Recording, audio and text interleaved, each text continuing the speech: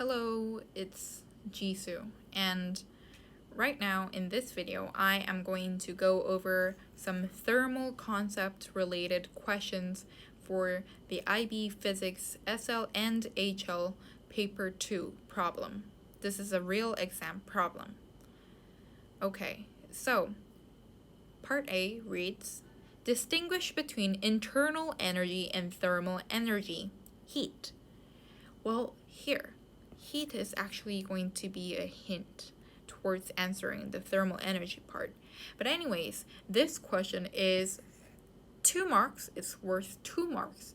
Hence, you're going to spend approximately 2 minutes in this question.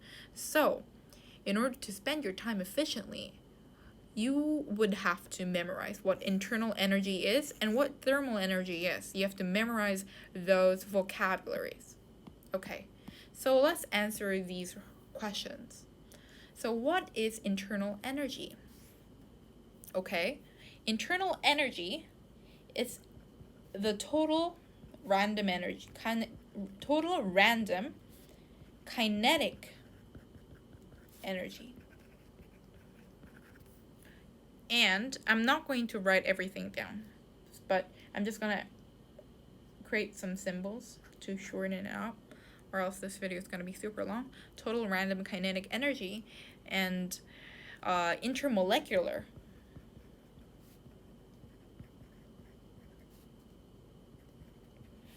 potential energy of the molecule of a substance. That is the definition. The total random kinetic energy and intermolecular potential energy of the molecules of a substance. That is going to be your full answer, and that is going to give you 1 mark.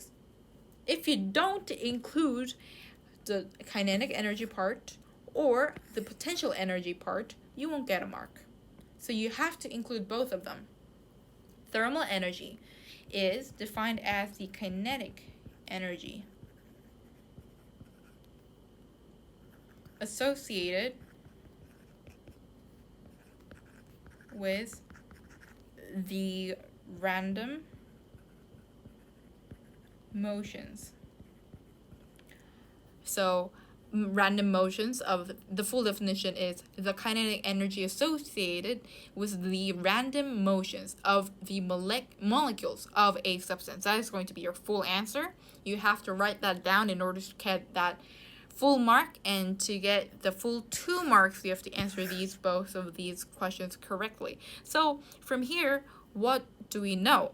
How do we know to differentiate what an internal energy is and what a thermal energy is? From this situation, we know that the internal energy, it is the total random kinetic energy and the potential energy, while thermal energy is kinetic energy associated with random motions. It is just kinetic energy. It doesn't have potential energy. Why is that? So, for example, for thermal energy, let's assume that we boil water, which it boils in 100 degrees Celsius, right?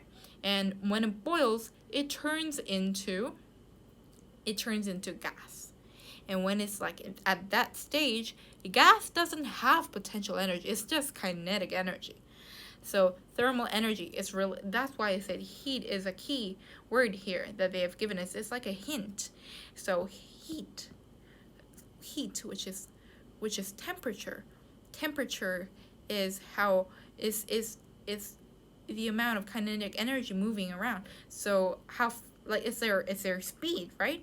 The rate in which kinetic energy moves, right? So if it's a high temperature, that means that there are more kinetic energy moving, and vice versa. But the point here is thermal energy is just related with kinetic energy, while internal energy, they have bonds.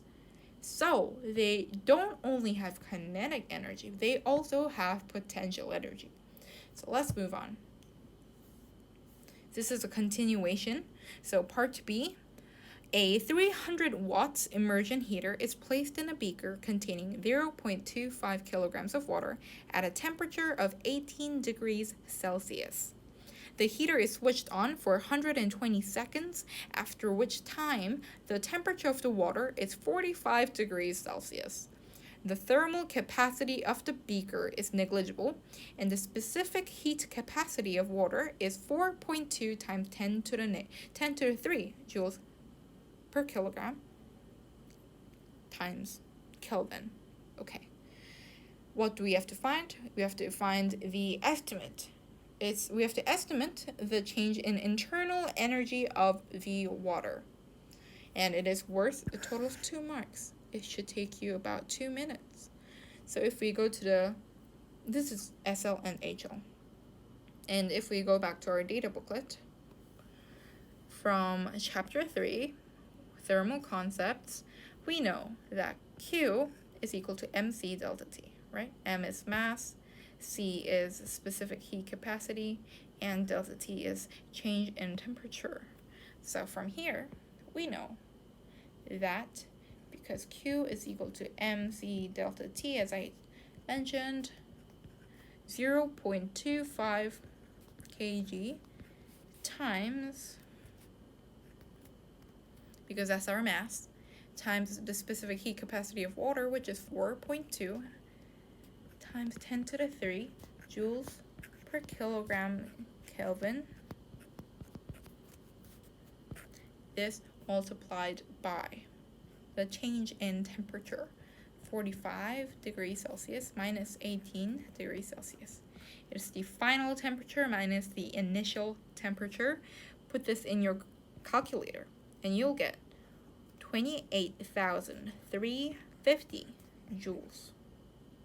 So from here, you can just leave this as it is, but we don't know if the IB examiner they may take off a mark from us from this, the answer we have given here. The reason is because of sig figs, significant figures. We know that from here, the smallest sig fig we have to find to be sure that you'll get the full marks. You have to check the smallest sig fig used in this question, and you have to use it. You have to convert your answer into that sig figs. So, the second question of part B is, determine the rate at which thermal energy is transferred from the water to the surroundings during the time that the heater is switched on. So first, let's find the difference in energy. Now, what information is given to us? We do not know the final energy, but we can derive our final energy by the information given. How do we do that? It is power times T. Why is that? You will see very soon. Sorry. So this subtracted by 28,350 joules, the joules we have calculated in our earlier question. Why have we done power times time? Well, it is because we know that power is equal to energy over time. Hence, energy, this is equal to, so energy is equal to power times time. This is joules. If we rewrite this equation, that is why I've done power times time, because that is joules, essentially. And because we are given the power, and we are given the time. So, if we continue on solving this problem, we know that our final energy is 300, and our unit was 300 watts times 120 seconds, subtracted by 28,350 joules. Put this in your calculator, and you'll get 7.6 times 10 to the 3 joules. What is this? What does this value tell us? This is the energy lost. What is the question asking us? The rate at which thermal energy is transferred from the water.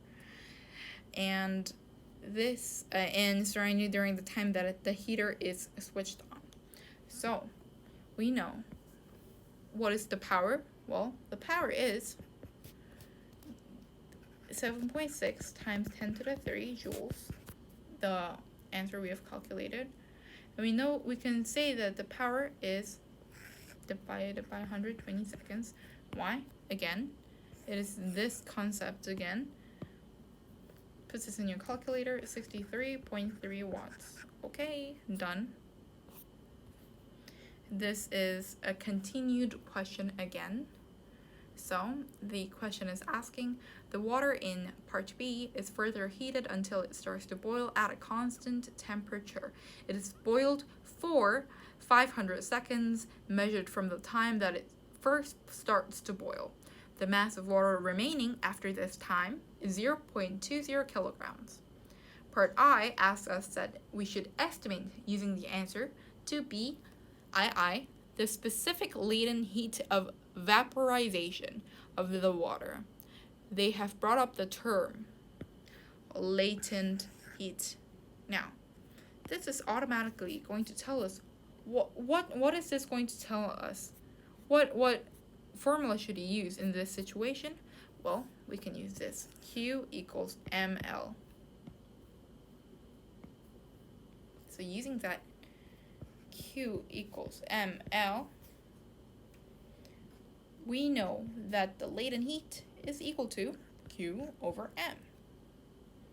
Hence, 300 watts, this is given to us here, subtracted by our previous answer of 63.3 watts. Put it in your calculator, you'll get 236.7 watts. And from here, what we do is multiply it by 500 seconds, which, put it in your calculator again, it's going to be 118,350. This is going to be it, and from here we have to, because it asked us for the specific latent heat of vaporization in the water, and what we've done here is we have just multiplied watts by the second. So power times time, that is essentially what we have calculated here is joules, because of how power is equal to energy over time. So power times time, S could be T, doesn't matter. This is going to give us joules. So right here, we've calculated energy. So using that, we can then do 118,350 joules divided by our 0.05 kilograms. Why? Because they want to give it. We want to know the latent heat. So this is equal to 2.37 times 10 to the 6 joules per kg. That is our answer. Now, our final question is, explain in terms of the molecules of the water why the water boils at a constant temperature. Well, it's because when there is a phase change, right? When water boils and it starts to evaporate at 100 degrees Celsius, right? So when there is a phase change, all of the energy goes into breaking the bonds of the energy, and they all turn into gas, right? They don't focus on increasing the temperature of the water. So you have to the one important term you must include here is phase change. You might say phase shift. Don't say that. Say phase change. This is going to be your key term for this answering this problem. And that is it. Thank you.